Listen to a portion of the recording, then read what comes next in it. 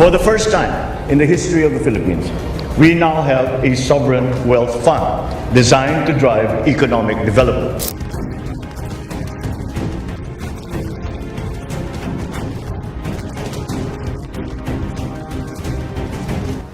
Ano ang nangyari? Bakit tila nagmamakaawa? At hinahabol tayo ng World Bank na umutang tayo sa kanila? Totoo bang nakuha na ng mga Marcos ang ginto? Ngunit ano ang kinalaman ng katalinuhan ng ating Pangulong Bongbong Marcos kung paano niya napatagumpay ang digitalization ng customs? Halika, atin itong pag-usapan, mga kaibigan. Alam mo bang ang Pilipinas ngayon ay nasa bingit ng kasaganaan? Oo, tama ang narinig mo. Ngunit paano ito nangyari? Ano ang papel ng Marcos Gold?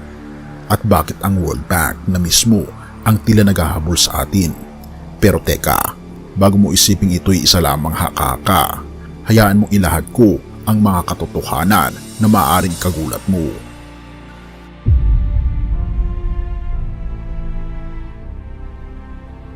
Noong mga nakaraang administrasyon, tila ang Pilipinas ay palaging nakikiusap na pautangin tayo ng World Bank para sa mga proyekto. Ang dating larawan natin sa kanila, isang bansang nagmamakaawa at nangangailangan. Pero ngayon, parang nagbago ang ihip ng hangin. Bakit nga ba? Sa ilalim ng kasalukuyang administrasyon ni Pangulong Ferdinand Bongbong Marcos Jr., isang nakakagulat na balita ang lumabas. Ang World Bank mismo ang tila naghahabol sa atin.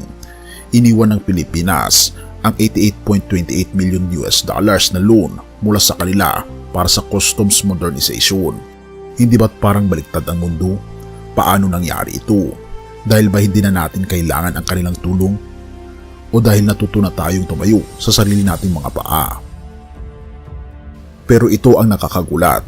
Kahit iniwan ang proyekto, 97% ng ating customs operation ay digitalized na gamit ang sariling kakayahan ng gobyerno. Ang tanong, paano ito nagawa nang walang ganong kalaking utang?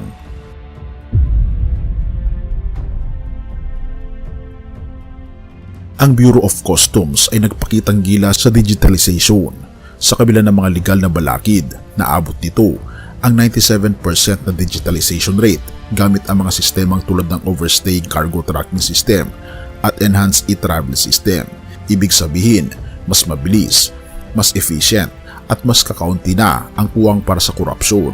Bago ang modernization, ang pag-clearing ng isang container ay umaabot ng 120 oras. Napakatagal kumpara sa Thailand na 50 oras at Vietnam na 56 na oras. Ngunit ngayon, napababa na ito ng husto.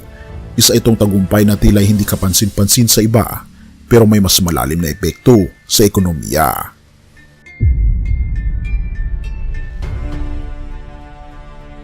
Ang lahat ng ito'y hindi lamang nagkataon.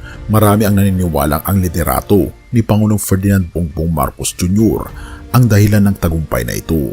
Ngunit hindi niya ginawa ito ng mag-isa. Ang patuloy na pananalangin ng sambayan ng Pilipino at ang gabay ng ating Panginoong Diyos ay ang nagbigay liwanag sa landas na ating tinatahak.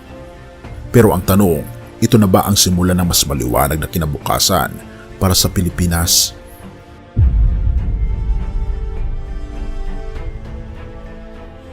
Marcos Gold, digitalization, World Bank. Napakaraming aspeto ang bumubuo sa kwento ng kasaganaan ng Pilipinas ngayon. Pero ang tunay na yaman ay hindi lamang nasa ginto o modernong sistema.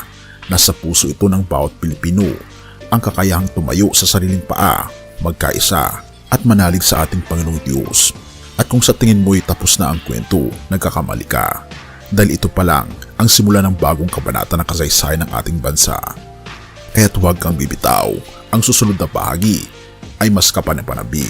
Sa tingin mo, paano pa mapapabuti ang ating ekonomiya? Ibahagi ang iyong opinyon. Filipos 4:19. At pupunuin kayo ng Diyos ng lahat ng inyong kailangan ayon sa kanyang mga kayamanan sa kalulatian sa pamamagitan ni Kristo Jesus. Ang talatang ito ay nagpapaalala sa ating kaibigan na ang ating Panginoong Diyos ang pinagmumula ng tunay na kayamanan at kasaganaan.